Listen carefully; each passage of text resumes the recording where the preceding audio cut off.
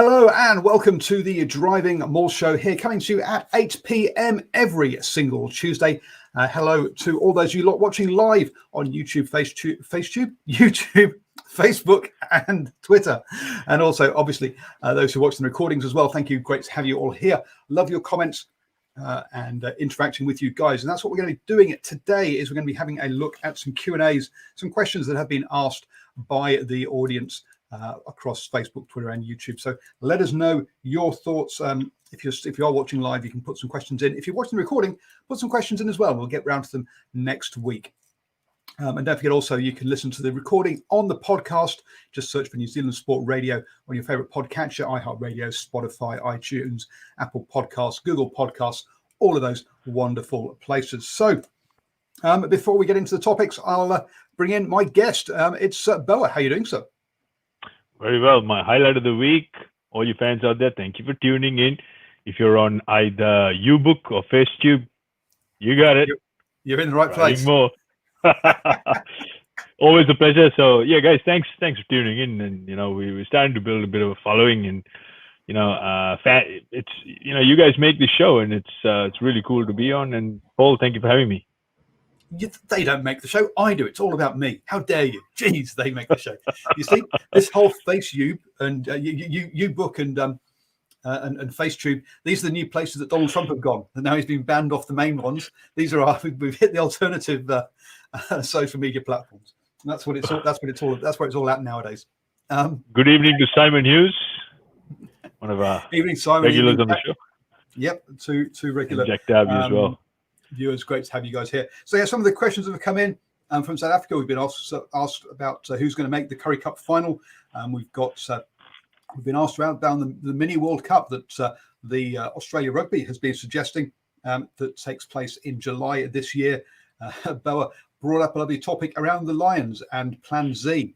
It sounds like World War Z or something. I don't know. One of those funny zombie movies that we're going to have going on. So yes, it's going to be a zombie apocalypse Lions tour apparently, but hey, we'll get onto that one later. The Crusaders have announced their replacement coach as well, so we'll get onto that. And a few Super Rugby questions asking us what we think our first 15s are for each of the sides. What should there be mid-season transfers, and where will Super Rugby expand to next, or where should it expand to? Those are all the ones that have been come through on the old socials, and also, by the way, you can also email me. That's a really old-fashioned way of doing it, isn't it? paul@nzsportradio.com is how you can email me as well. So we'll get through as many of those as we can. Ones we don't get through this week, hey, there's always next week. Let's be honest, we're a little ways off Super Rugby, but I do know that it's coming up because I got sent today my online form to apply for media access. So yes, it's starting to hot up. It's starting to become real. It's nearly here, isn't it, Boa? It is. And Paul, good to see that you've been invited to cover the Super Rugby. You're moving into the. Slow down. I've been invited to apply. That doesn't mean I'm going to get. Doesn't mean I'm actually going to get it. So let's just one step at a time. I'm sure you will, mate. I'm sure you will, and knocking on the right doors. And it's good to see that New Zealand Sport Radio moving in with the right.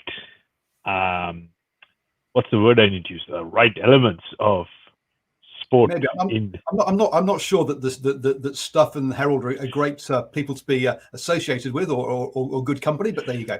Well, it's all relative. It is all subjective.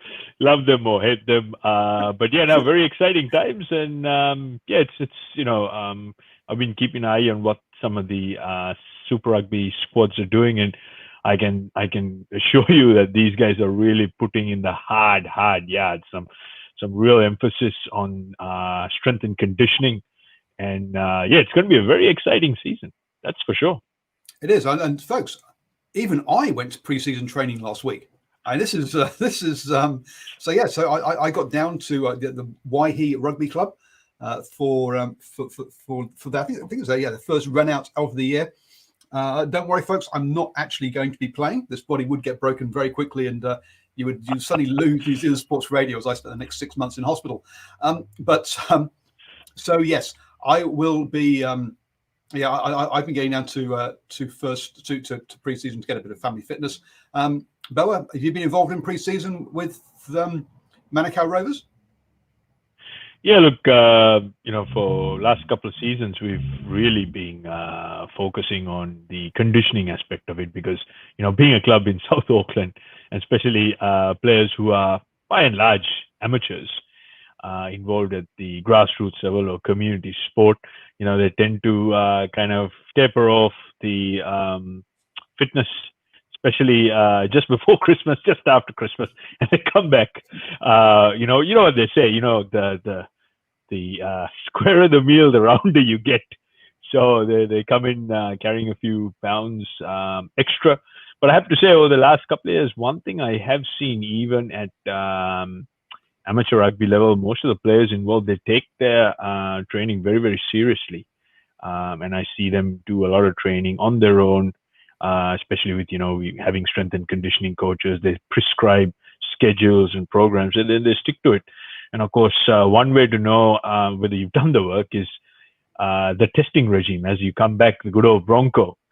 And I have to say, some of these kids, they really put in the yards, and we very quickly find out who's done the work and who hasn't. So, off season is always a bit of a drag. You hear a bit of oohs and ahs, lots of sore bodies, but from a coaching point of view, you really get to know the guys who actually do put in the work.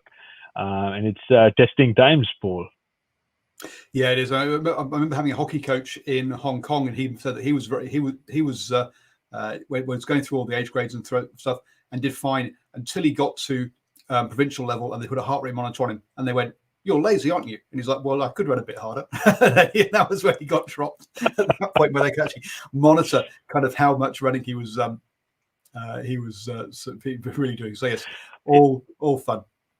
And Paul, keep in mind, especially for the club premier grade players, this season there's going to be a lot of competition because obviously what's happening in Japan, there's a bit of uncertainty. So you will actually see a lot of players come down from Japan, and especially in the Auckland and the counties, Manukau, and also probably in the Wellington region, you will see a lot of players who have been contracted to these Japanese clubs come down wanting some game time. So the reality is, if you're a amateur player, you really, really have to be on your game because you're competing for spots, valuable spots, against now hardened professionals who play rugby for a living, who are looking for game time. So going to be an interesting season, 2021.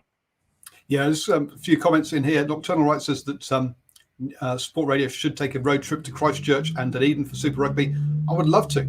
A road trip would get wet, though, wouldn't it? And that requires flights. Flights, unfortunately, seem to require money rather than flapping. So if you would like to give me some funds, so potentially I could get down there, then have a look at patreon.com/NZ Sport Radio and become a supporter of New Zealand Sport Radio, and perhaps we'll be able to get down to Christchurch and Dunedin. So, Jack, yes, I agree. Fantastic idea. I would love to get down there, but hey, it's not going to happen. Those of you that are joining us, thank you so much for joining us live. Thank you so much, because I do know over in Australia there is a cracking test match. I was watching it until we came on air. So Arun hopefully will keep us up to date in the live chat with how that one's going. India, as you said, just needing 53 runs with 5 wickets left. Five wickets left off 9 overs. So yes, really going down to the wire there. Cracking test match being going on. And you could listen to Arun and myself talk about it last night on the Swinging from the Hip. And if you're into cricket, go check out that show as well. Talking about Super Rugby, and Thomas makes the point there that the Force have recruited like crazy. Yes, they have done. Boa, as you'll be aware, recruiting a team recruiting a squad is one thing. Getting them to play on the pitch as a team is another, isn't it? Yeah, absolutely. Especially with your crucial positions and combinations, especially your halves, your back three, your throwing and jumping partnerships, and of course, the general whole culture in your team. So it's not just a case of going and recruiting the best possible bunch of players you can. All it then becomes is it's kind of like General Hannibal's army of mercenaries who fought in the Carthaginian Wars. Super Rugby, or any competition for that matter, if you go back and analyze the last 10, 15, 20 years in those blocks of 5 years apart, you see some very common patterns. And some of those patterns are the same bunch of players in some of the key positions are retained, and also their succession planning, i.e. their bench strength, and also the wider development teams and the academy teams have some really quality players, and they don't tend to recruit laterally too much. Case in point being the Crusaders. So whilst at face value it might look like the force or the Western Perth-based force are recruiting help, which is wonderful for them because they've obviously got the financial backing of the mining magnate Twiggy right behind them. Throwing money and recruiting right, left, and center might not necessarily be the be-all and end-all answer for high performance. It's more a case of understanding playing patterns, having the right halves combinations, especially the halves combinations, and also having a consistent bunch of players who understand the culture and understand the playing patterns, who can turn up just at a drop of a hat and do their jam. Yeah, and also Rex says, who are some of the big names? Thomas Cabelli, Rob Currie, as Jack puts in the live chat there. Also, Tavita Kirandrani has moved over there. They already had Goodwin. So, yes, a Brumbies centre partnership potentially happening there. So, yeah, they have got some good names, but also the players like Rob Currie, let's be honest, towards the end of his career, so an older player. Kirandrani, is he still the same player that he was? I think he's got some what's the word? Yeah, some case to make to try and get himself back into that Wallabies team. So yes, it's whilst yes, there is experience and some good names there, perhaps past their peak for a couple of them. Yeah, and I think recruiting guys like Rob Currie, my view, well past their prime. To me, it's just a payday gig. They just turn up and do their jam. And if you're serious about winning a title, you really need players who have true X factor. And this is where you go slightly lateral and recruit the real game breakers. Now, that doesn't mean necessarily you have to go and recruit or sign up a big name from either hemisphere. You really need to start looking a little wider and pick players based on the rest of the squad who can play to a certain style and play to those attacking patterns you have. So, case in point being someone like Caleb Clark, who, at a very young age brought straight into the Blues, then straight into the All Blacks fold.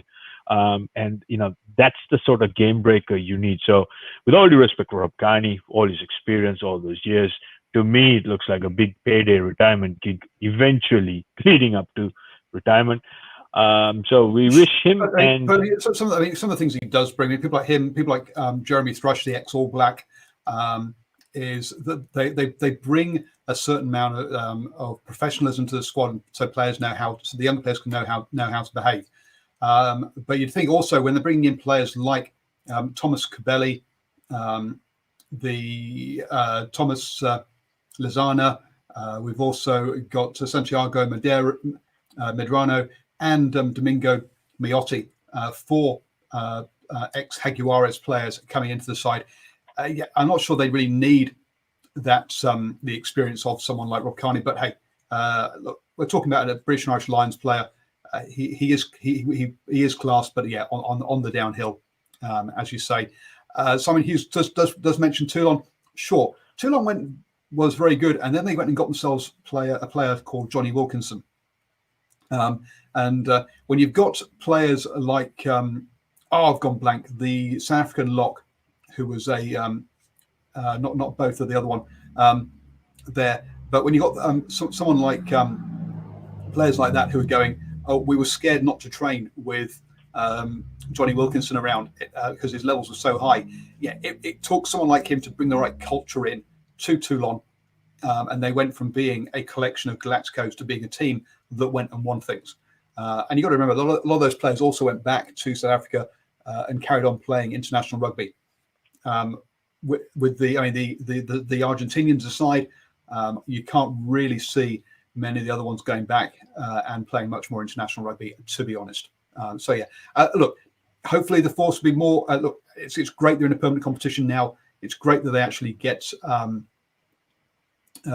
play to exist, and hopefully they can grow from this. But yeah, don't expect too much from them this year. Would be my comment.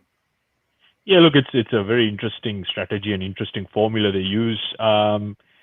It's Super Rugby is very competitive, very high level of competition, and you need some special players, and of course you need a great culture, and you need some very good playing patterns which the players know inside out to win, let alone be competitive. So all the best to the force. May the force be with them. But for me, I think they're going to struggle. Yeah. Nocturne, well, it'll be interesting to see what they've brought in some good players in the forwards, so we'll see how their pack compares to others. And the problem with playing a high tempo game is that you have to know exactly what everyone's doing, otherwise balls suddenly start hitting grass, etc. So it's all good and well. So we'll just play a high tempo game, but then you have to be even more in sync with each other than if you're playing a slower tempo game. So it's all good and well just saying, hey, let's try and run the opposition off their feet. It's not that easy. Let's move over to South Africa, though. And have you been following the Currie Cup at all, Boa? Are you able to? Because we had a question from Twitter on this one coming from, and I'm just bringing up Twitter now. I should have actually had all these lined up, obviously. But from Dema Lucas, she says there, who do you think will play in the final Currie Cup match? Well, I've been following bits and pieces, always one for the highlights, especially because of the time difference. Nick Mallett, former South African coach, came out and said some very interesting things. In fact, he's heavily critical about what's happening in the Currie Cup, saying it was quite boring. In fact, there's been a few games where it's been kind of error-riddled, but I do like the look of the Bulls from Pretoria, and probably Western Province Super Rugby, the franchise, the Stormers, as they're known, the beautiful blue and white. Western Province in the in Currie Cup, Stormers in Super Rugby. Super Rugby, yeah. So I really like the look of those two teams. Been very consistent, and they like to attack edge to edge. So Bulls seem to me the front runners. They've got that typical Springbok style of rugby. So Bulls and Western Province. And there's a link down below in both Facebook and YouTube to my predictions that are on nzsportsradio.com. I do predictions across all the top professional rugby competitions all year round. So you can always get those on nzsportradio.com. My thoughts are not that far from Boa's, I must admit. You've got to say, the Bulls facing the Lions in one of them.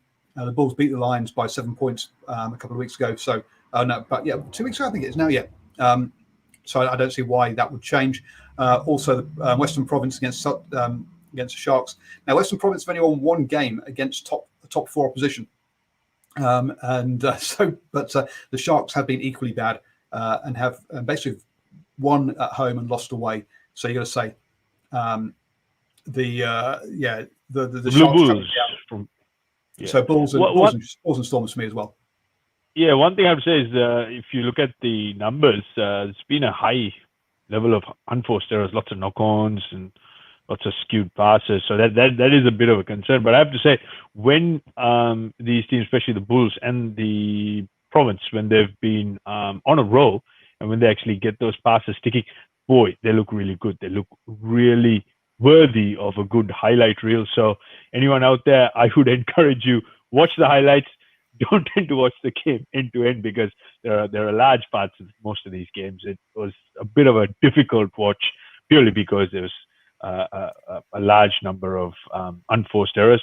And I think based on what I'm seeing, Rassie Erasmus and the Springboks did the right thing by dodging the championship, because the rugby I'm seeing in the Currie is not quite up to. To be fair, a lot of the Springboks play overseas now. You're looking at some very young, inexperienced sides here in the Currie Cup. coming through. I mean, it's more. Look, we are talking Mitre 10 Cup rather than Super Rugby level here with this one. With players off in Japan and Europe. So yeah, I do think you're right. It isn't up to that level anymore, and a lot of work needs to be put into the Currie Cup. Mallet, interesting. The Springbok coach who lost to Japan. Interesting to hear his thoughts. But anyway, there you go. But talking of Rassie Erasmus, you mentioned something about the Lions tour in his comments. Plan Z for Zorro. Well, there's that was very, very interesting. Rassie, well, basically what he was saying was that the Springboks and Saru are prepared to go to any lengths to make this happen. Now, there's been some rumors that they are willing to actually break tradition, break protocol, and go to the British Isles, i.e. England. But obviously, with the prevailing situation with COVID-19, all that is up in the air. So it's very intriguing when he said Plan Z. Usually, if you say Plan B, so he's made a reference to Plan Z. And I don't know, maybe they are seriously looking at bringing the tour down under, because obviously there'll be bumper crowds. And of course, there are ways of being creative on how you can get both teams warmed up, prepared, because you have a number of Super Rugby franchises locally available to players. Also, going to be very interesting. I don't want to speculate or assume or read too much into what Rassie has said. He's a very smart man, very tactical sort of guy. So obviously, for him throwing a bone like that, it's really got the internet trolls and internet fans talking. I was flooded with messages over the last couple of days over this comment from my friends and fellow peers in the rugby world. So it'll be very interesting to see. I hope Plan Z stands for Plan NZ. Well, we'll have to wait and see on that one. But yeah, by saying Plan Z is obviously Plan A is for the British Irish Lions to tour South Africa with 50,000 supporters. And we've said all along that looks, to put politely, overly optimistic, or delusional is another way of putting it. So by saying Plan Z is saying, look, we are looking at multiple options. There's obviously the British Irish Lions travelling in a bubble without fans.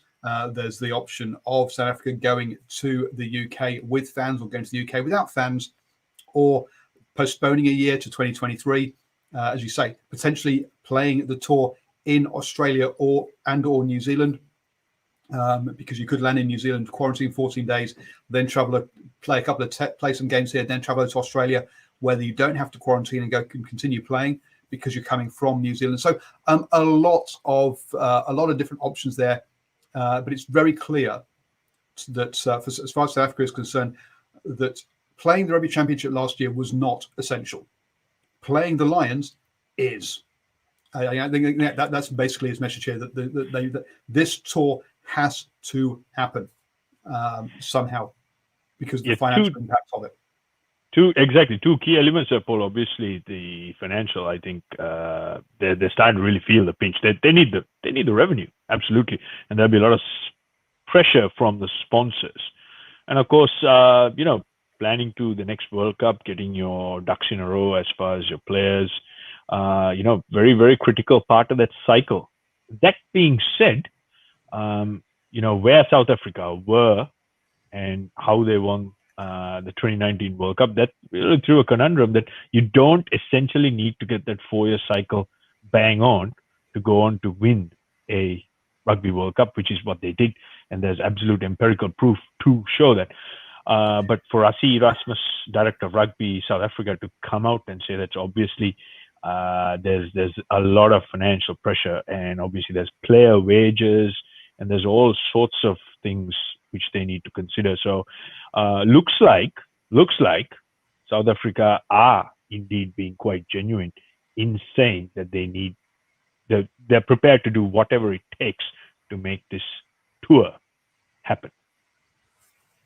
So, I mean, one of the things we've got to say about this is there's a big difference between a South Africa turning things around to a Rugby World Cup and some of the other countries.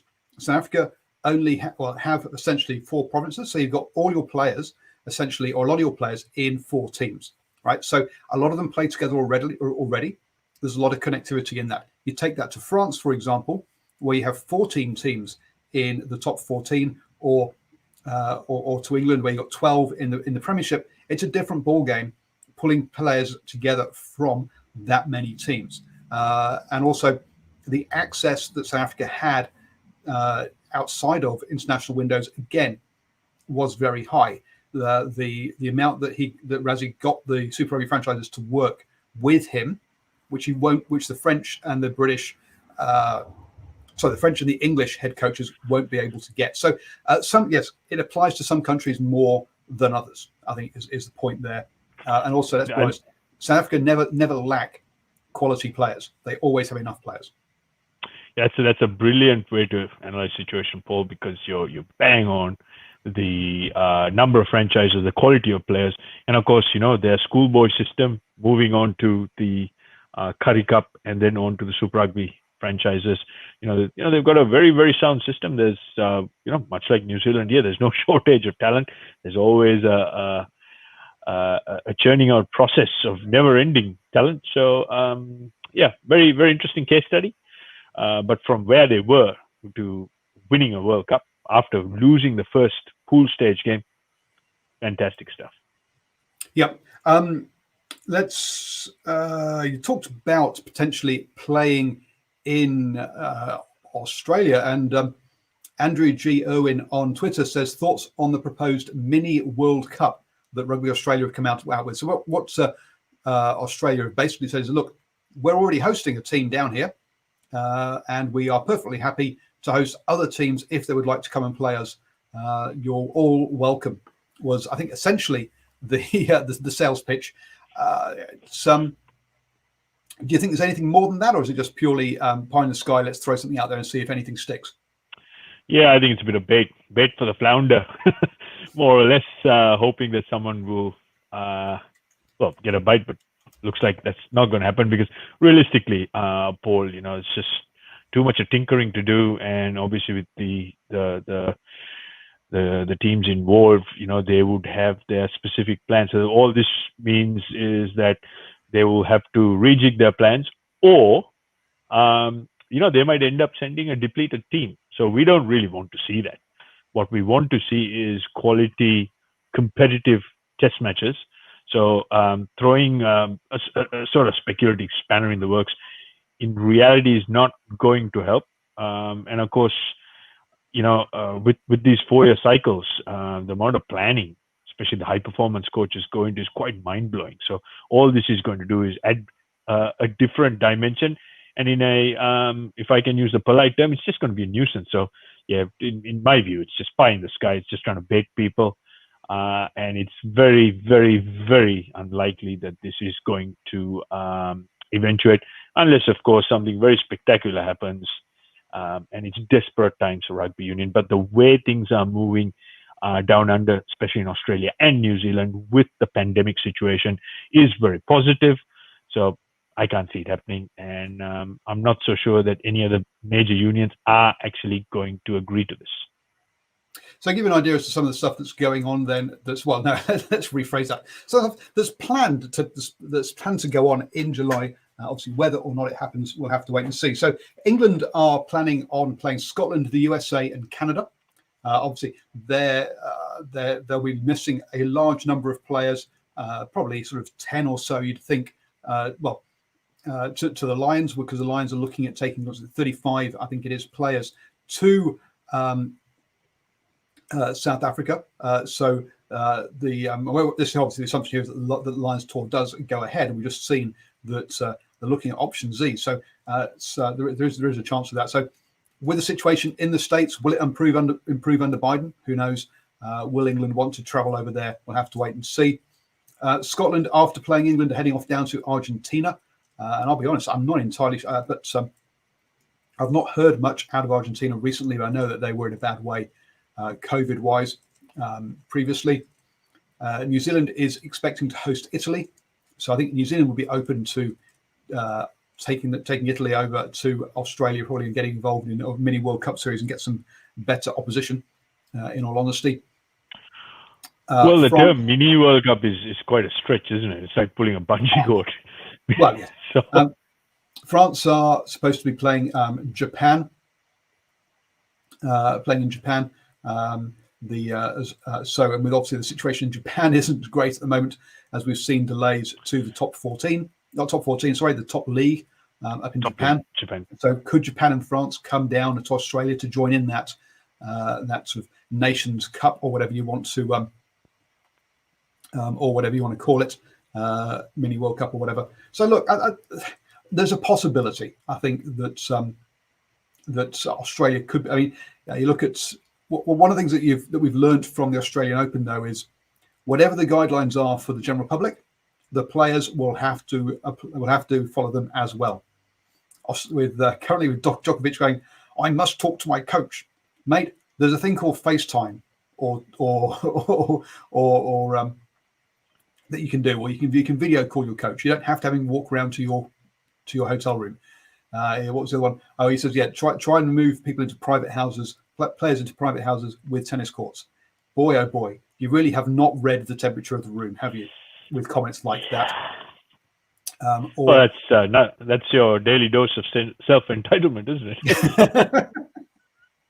So yes, any rugby teams going to Australia, you're going to have to abide by the local laws. That you're not going to get any special treatment, especially if you fly in on an airplane that's got COVID cases that keep getting found. So there we go. Yeah, and Paul, look, end of the day, I mean, we have we have health experts who are experts in epidemiology, in virology. So once they set the guidelines, and they're simple enough to follow anyway, we have to follow them. It's that simple. And a direct result of following them is defeating and curbing, in New Zealand's case, complete elimination, i.e. community transmission of this COVID-19 virus. So really, if, professional sportsmen coming out and saying, I need to check to my coach or give us a house with tennis court. I mean, yeah, he needs a bit of a reality check. It's very disappointing when that sort of thing happens, and especially with general public and Joe public sacrificing so much.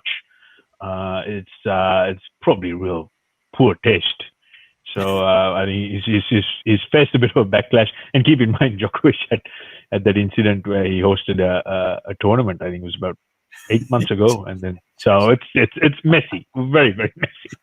2 tournaments where they were playing basketball, very close to each other, and hosted a party as well. And funnily enough, most of the players who were on those tournaments that he did tournaments got COVID. Well done, yes. He's got good form, hasn't he? In this one, one of the female players also was holding up a sign saying "Give us air." It's like, look, yes, I understand your windows can't open. We found out in New Zealand what happens if we allow you to open the windows. You jump out of them and escape. That's why we lock the windows. you have air. Don't worry. You can breathe. You've got air conditioning. You're fine, girl. And one of the tennis players, his partner was complaining that she would have to spend 14 days without seeing a professional hairdresser. Wow, that one. I think that was very much not reading the room. Anyway. Oh well. Anyway, yeah. Moving on then. Timothy Ellison, has joined the Crusaders as a defence coach after Mark Jones, Mark Jones decided not to return from Wales to continue with his second year of his contract. And you can understand why, with these COVID times, why he wants to be near a family, and quite rightly, the Crusaders and him agreed that would be that they'd end his contract and let him stay up in Europe. Absolutely, it makes a lot of sense. But they said they weren't going to rush into replacing him. They've gone and found someone relatively quickly in Tony Ellison. What are your thoughts on that appointment? Yeah, look, I've been following this quite closely. In fact, because I remember it was Colin Mansbridge, I think the CEO. He was on radio talking about this, and he was talking about sharing portfolios, i.e., other coaches taking over certain parts of the defensive element of the Crusaders. And he said, look, at the moment, everyone's happy to share, so we're in no great rush. But Crusaders being the Crusaders, when they see talented people, they seem to always get them on board. But I have to say, in Tamati's case, now I don't know what he's like a coach, or what he's as a coach, or what he's like a coach. I have to say, I'm very, very surprised that he has been drafted in straight away with relatively little to no experience coaching. We all know, he's had a very illustrious career playing pretty much in a number of teams. If you look at Super Rugby, I think last team he played for was the Melbourne Rebels. And then he went over to the Rams in Japan as well. So a lot of experience. So I think it's very interesting signing. But again, Scott Robertson and the team would have seen something in him, or he would have brought something whilst in the interview, which are really intrigued, and they would have seen a good fit in Tamati Ellison. So I wish him all the best. It's going to be interesting to see how he develops as a coach. And guys, I assume nothing. The Crusaders may very well have unearthed a gem, but all that is yet to be seen.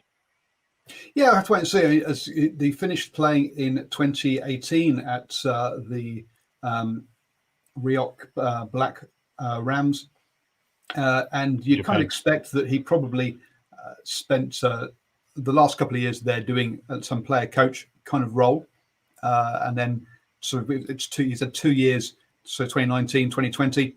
I'm not sure how much sort of cricket, how much coaching he managed to do in 2020, but could be a disrupted year. But yeah, 2 years of coaching, and then to be straight into a Super Rugby assistant coach role. Wow, yes, that is very quick. Promotion. They do talk about that he has connections with the province, and also connections through his iwi as well. So that's possibly part of it. Whatever the methodology, Paul. I mean, it's a complete departure to how they've usually gotten their coach. Now, for example, Scott Robertson, Razor, I think he started his coaching career mid 2000s, coaching an under-8 team in Sumner, and he progressed through the ranks, and then obviously took the New Zealand under-20, the Colts. They won a junior world title, and then he progressed through and. Despite all that success, he still ended up not getting the All Blacks job. So you compare that to Tamati. So look, I think great opportunity for the young man. I can only hope that he does some wonderful things. And defense is a very intriguing sort of thing, because I personally have a lot to do with defense. Obviously, my safe tackle framework, and I observe most of these high performance teams very, very closely, purely for the fact that in the modern day, the tackle area, the tackle technique in defense seems to be going higher and higher and higher, even though the guidelines are clearly saying you need to be tackling low. So it's going to be very interesting to see how Tamati approaches this. And also with some of my work I'll be doing with Safe Tackle Framework, where we're actually trialing it here in New Zealand in a couple of adult competitions, which I will talk about as time unravels. I'd be really interested to have a chat with him and see what that defensive philosophy is, because the Crusaders, boy, they have some really solid defensive work. And let's hope that he can take it to the next level. So he was a player coach with Japanese top league with Kurita Water Gush, which I believe is a second tier Japanese top league team, not in the top tier there, and then also was part of the Wellington Lions coaching group last year for the Mitre 10 Cup. So I say, yeah, quick promotion. Congratulations to him, and yeah, good luck at the Crusaders. Big step up. Yeah, it's kind of like robbing a liquor store and then straight away going to the Federal Reserve. So good luck to him. So Eternal Rights, a couple of questions in here. What are our thoughts on the 5-second law about the ball in the ruck being applied? What do you think about that? About referees? Oh, look, guys, referees.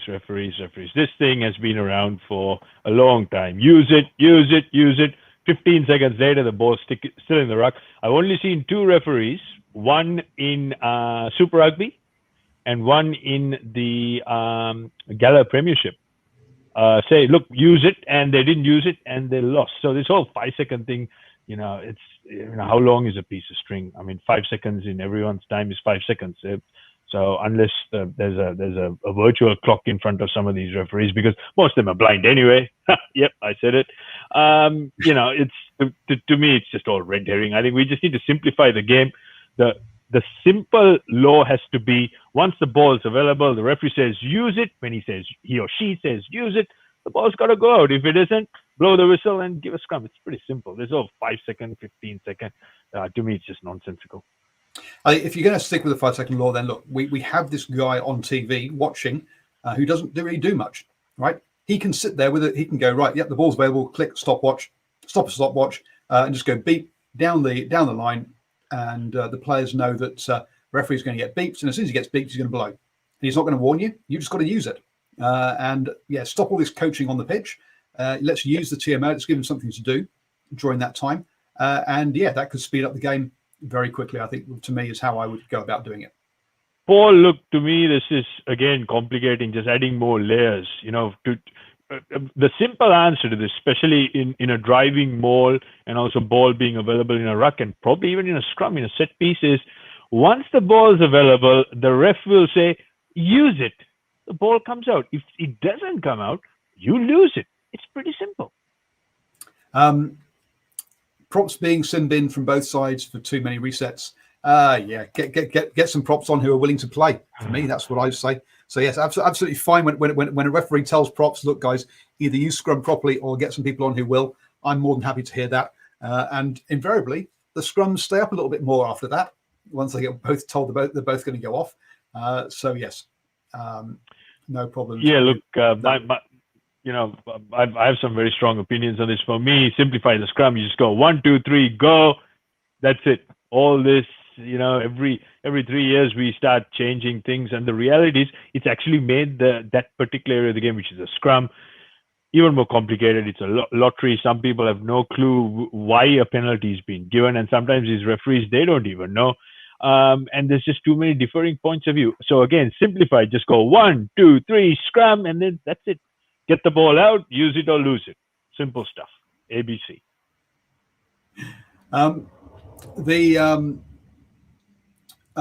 Moving on then to some Super Rugby questions and 3 national news. Now, I'm not sure if this is the real 3 national news, or it's a different, or if it's a joke page. But they said, should Super Rugby have mid-season transfers? What are your thoughts on that? Well, look, very interesting concept. My opinion on it, Super Rugby Aotearoa, is no, there shouldn't be, purely because it's going to be really odd once we start this whole mid-seasonal transfers. And I think it's just only going to end up diluting the competition, because, you have a certain group of players, they get used to a certain pattern, certain culture. And I think based on the evidence I saw last year, as the season gets going, once we come towards the latter part of the season, that's when we actually see the best of our rugby, because all the numbers, especially the ball staying live in play, and also the amount of players who've been used, the individual numbers, they correlate on what we call a R equals +1 curve. So it's a progressive curve. So based on the evidence I'm seeing, and I know it's only one season, I would say no to mid-season transfers as far as Super Rugby Aotearoa goes. Mid-season transfers work in football for 2 reasons. One, the season's a lot longer, right? The Super Rugby is only 8 weeks long, 9 weeks with the final. So there's really not enough time to be switching your side up. Secondly, the money is transferring as well as the players, which basically it's a way that some football clubs keep themselves alive. They produce players and they sell them. That's their business model. Here in New Zealand, Super Rugby sides, well, A, none of the sides have got money to buy players off each other, and B, the players are produced by Mitre 10 Cup and by the provinces. So there is no need for that. So it wouldn't work in Super Rugby. Now, I listened to a podcast where the new CEO of Scarlets was interviewed, and which was interesting. And he was suggesting that perhaps that could be a model in rugby in Europe, where teams that produce talent can then sell it on. And he made a suggestion that which I found a bit interesting, was that he reckoned that Scarlets overproduced talent, which, considering that they've not won not won any titles in sort of 8 years now, or 9 years. I'm not quite sure it's this idea that they're overproducing talent. They're not really being competitive. Well, they were competitive up until about 3 years ago, 2-3 years ago. But yeah, you got to. In some interesting comments from him there. But yeah, interesting. I can see how it could work in Europe, where teams have got a bit more money, and where teams actually develop their own players. In the Southern Hemisphere, well, actually, that's not true. In South Africa, they do, but in Australia and and particularly in New Zealand, the Super Rugby franchises definitely do not produce the talent. They just take the talent from the provinces that produce it for them. So yes. Yeah, I thought it was a very interesting piece from. I actually had a laugh about that old Scarlet's article, overproducing. Well, one thing, speaking of this whole transferring talent and importing, I have to say, the Melbourne Storm in the NRL and now the Wallabies under Dave Rennie, they've really figured out St. Kitts in Auckland. That's right, St. Kitts. they seem to be a good exporter of talent. And very soon, I think, if Dave Rennie continues over the next 4 years, we might actually see more New Zealanders, beg your pardon, more Australians who played their school rugby in New Zealand, playing for the Wallabies. So yeah, there you go. Well, that's only because St. Kitts go around hoovering up players from other schools around the country. So anyway. I couldn't resist. Okay, thank you for saying that. Sorry. Yeah. So yes, St. Kitts with some interesting business practices for a school that's about developing people and rounded people rather than professional rugby players. Anyway. Love it or hate it, they've got a good track record, and all power to them, because the better they do, the better the Wallabies will do. And the Melbourne Storm. They have St. Kitts have got a very good track record of winning rugby games. How good a track record they have of actually educating boys to be rounded people and to actually be contributing to society is a different question entirely. But as far as producing rugby players, absolutely they have a good record. But that's not what they're supposed to be doing. That's not their reason for existence. Anyway. Yeah. Aaron says that Geordie Barrett had the option in his contract to move to the Blues midway through his Hurricanes contract. Is that a mid-season transfer? No, that's not a mid. That would be at the end of a season, mid-contract transfer, not mid-season cap transfer. That's the preseason window where all the player agents get involved in that throw pretty much a lifeline for players who want to transfer. So yeah, you're spot on there, Paul. Yes. Nocturnal Rights, St. Kitts, just money for schoolboy rugby, not my thing. Totally agree with you there, Nocturnal Rights. Absolutely on yours. I knew we'd get some discussion and reaction as soon as I throw the St. Kitts thing out there. So yeah, because I saw some photos of Vunivalu training with the Wallabies, with the Queensland Reds, beg your pardon. And boy, he was looking very impressive. And man, he was a superstar when he was with the. That's right, St. Kitts. So go to the Wallabies. Yeah, so I mentioned the problem with the regions in Wales is that all the players go over the bridge to England. Yeah, I mean, Wales have been doing a better job of retaining their talent by, again, they've brought in a similar rule to Australia, where essentially you have to play in Wales unless A, you've got over 60 caps, or B, you signed, you have not played for Wales before. So if you signed and played in England, and then once you got your first Welsh cap, you've got to come back to Wales to play for Wales. So interesting one there. How Wales have been going on about it. Simon Hughes said it on Facebook. My question is, where should Super Rugby expansion in the future? So currently we have obviously 5 teams in New Zealand: the Blues, the Chiefs, the Hurricanes, the Crusaders, and the Highlanders. There are 5 teams, and that's in Super Rugby Aotearoa. In Super Rugby AU, you've got the Brumbies, the Waratahs, the Reds, the Rebels, and the Force in Super Rugby AU. And they will then be playing Super Rugby Trans-Tasman, or TT, quick time trial at the end there for it. All the 4 ex-Super Rugby teams in South Africa have gone off, look like they're joining what will become the Pro 16. And the Scarlet CEO did actually use the word Pro 16 in his interview. So clearly that's going to be the brand for that. The Jaguares have moved into the South American rugby competition with Chile, Brazil, etc. And the previous Argentinian team there has been basically disbanded. The Sunwolves currently have been disbanded. So yes, currently we have just these 5 teams in New Zealand and Australia. Where, I guess, first off, where do you think it should expand to next? Where do you think it will expand to next? And where do you think it should expand to? But let's just start with where do you think it will expand? Well, look, for me, all 3 are actually the same. And the reason, I'll tell the reasoning first, because financially, logistically, and also what's currently happening and what the country's vision for rugby is. And I'm talking about Japan. I think this is where the future expansion should be. I was reading an article about how the Japanese JRU, Japanese Rugby Union, want to make the Japanese competition the best in the world, attract the best talent. But kind of like, what the English Premier League did to itself in the mid to late 90s when it went fully professional. They had a horde of these mercenary overseas players come in. There's some amazing talented coaches, and it went full on professional in business model. Now, to do this, you have to have people who are very good administrators, who have the financial nous, and also the what is the term I'm going to use here?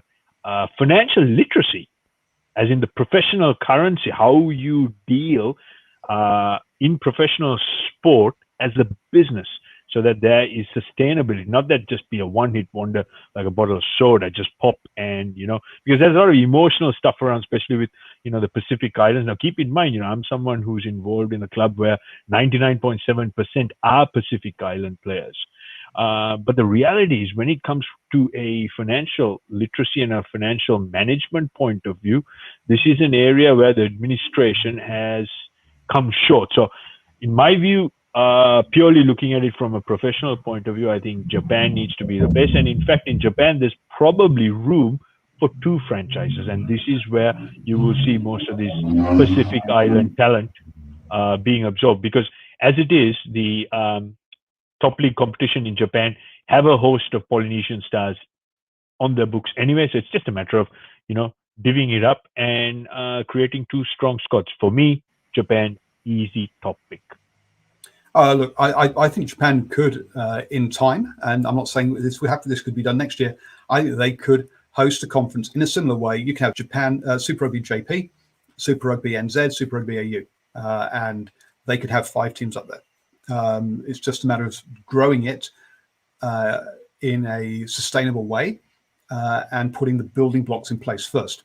If we take a step back and look at the Jaguares and the Sunwolves, they both joined Super Rugby at the same time.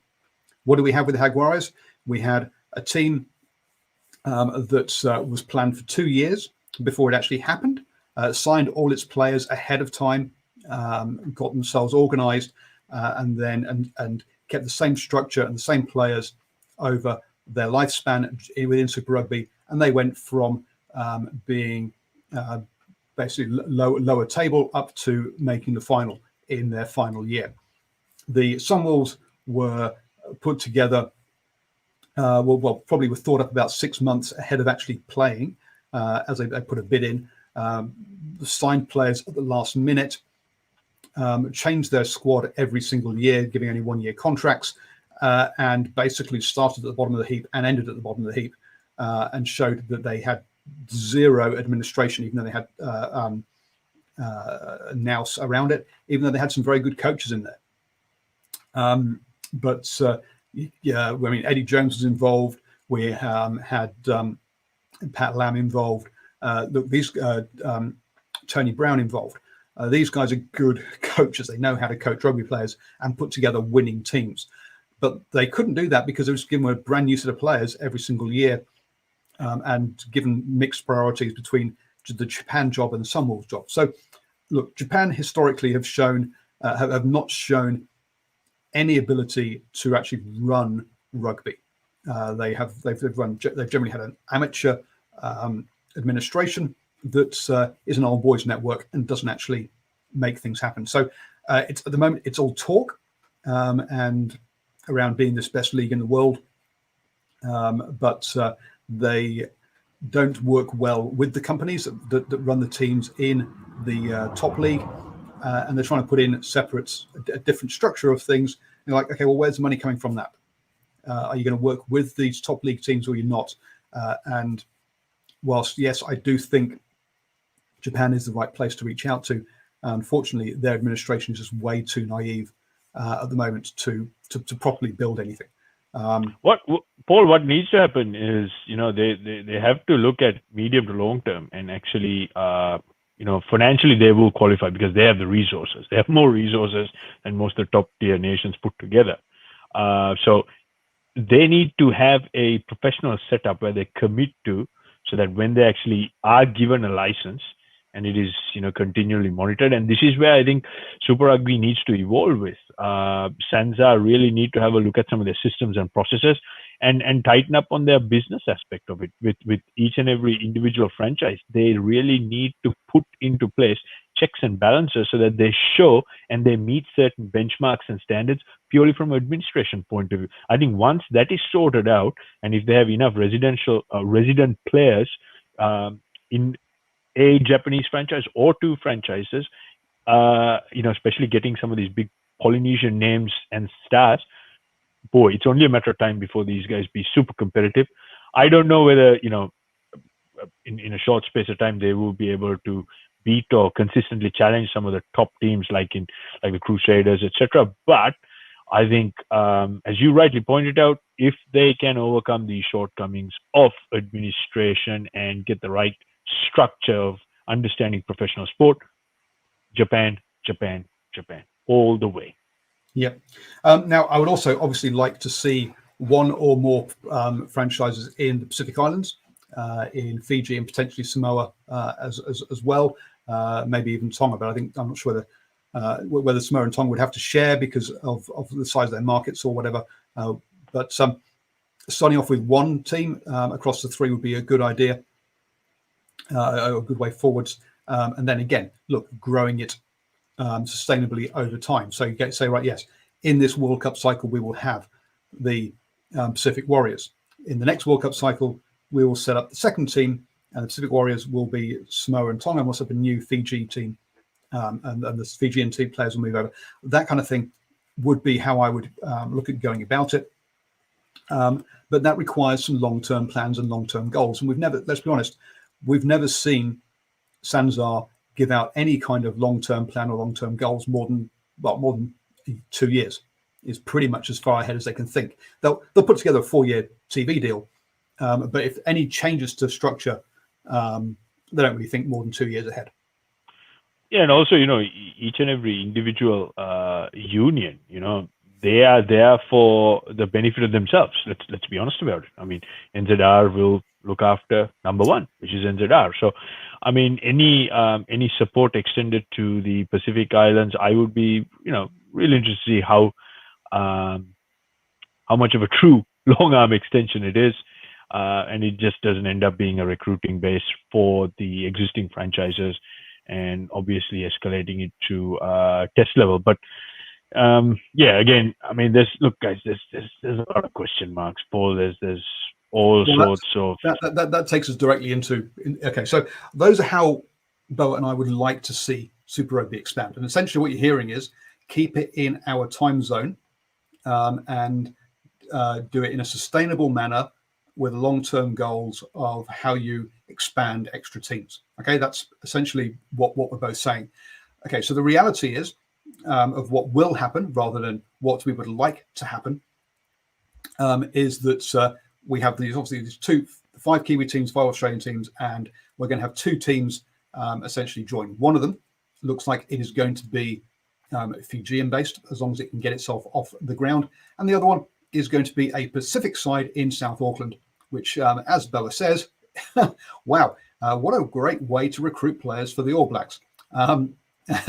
Sounds cynical, but that is what it looks like on the surface of it. Even if you say that, they've already Pacific qualified, well, sure, and then when they get the option to play for either Fiji, where they pay for their own flights and get given $1,000 a game, or they get paid, or they get a $80,000 to $100,000 contract from New Zealand Rugby. Which one are they going to choose? Quite rightly, I personally, being an Englishman, would take the New Zealand contract rather than playing for England and having to pay for it myself, folks. It makes absolute sense. Yeah, how will it expand? If it expands in the short term, it will expand with that Fiji team and the Moana Pacifica. But that's the only way I can see. Now that Moana Pacifica team might play some games in West Sydney and South Auckland, but at the end of the day, what will be very telling about that team is their first 10 internationals. Where do they play? Do they play for the Wallabies, the All Blacks, or do they play in the Pacific Islands? Yeah, I think the future of highest level rugby, test rugby, particularly in the Northern Hemisphere now. And I'm just going to go back to a point I think Simon was talking about, Wales and the provinces. Look, Scotland are now going down this road. They are on a big time recruitment of South African-born players. So you will see a lot of South Africans playing in the Scottish team for the next 4 or 5, maybe even longer. And I think Wales sooner or later will go down the same route because they're under huge pressure. I mean, Wayne Pivac has had a pretty horrific run of results. And look, the easiest and best way, especially at high performance, it worked for Japan, is to import players from overseas nations who are there or thereabouts, who don't quite cut the mustard. Bring them in, give them a long-term contract, train them together, and then just watch the magic happen. So I think that's what happened in the old days with Japan. And I think probably under Eddie Jones that changed a bit. Sure, they had Pacific players, but quite a lot of those would come over as schoolboys and get schoolboy scholarships, a bit like they do to New Zealand. I think pretty much all of the Japan players had learnt Japanese and become Japanese citizens, and as proper Japanese speaking, not your kind of sure. So I think they did properly integrate with the team, with the society, as well as the team. This is a different form. This is a new evolution of the quick fix. The bang, you're in, and hey, here we go. Here's a passport. You're a Scotsman, so away you go. Look, it's a very subjective thing. There's nothing wrong for those who advocate it, but me, I'm very old-fashioned. I don't believe in that at all. And that's a quick fix, and quick fixes long term, they're not sustainable. Yep. Now, folks, Boa, thank you very much. We got through most of the questions. The one that we didn't get through was Nocturnal Rights one, which was naming the first or predicting the first 15s of each of the Super Rugby franchises. I knew we would not have time for that, but that is something that we will do over the next sort of 3 to 4 weeks. I think we've got that long before Super Rugby actually kicks off. So we'll probably do one team a week for the next 5 weeks from the New Zealand teams at the very least. Maybe have a look at some of the Australian teams as well and to predict those. So look at that over the next several weeks, folks. Don't forget, 8 p.m. Tuesday evening, the DrivingMaul show comes to you. Boa, thank you very much for your time. You're very welcome. Thank you, fans, for all the questions. It's a lot of fun. Yep. And folks, don't forget to join me at 7 a.m. every single morning for the morning sports briefing, your best way to start the day up to speed with all of the important sports news. And also, hopefully on Thursday evening at 8 p.m., we're trying to organise our very first A-League / Wellington Phoenix show. So look out for that. Hopefully, as I say,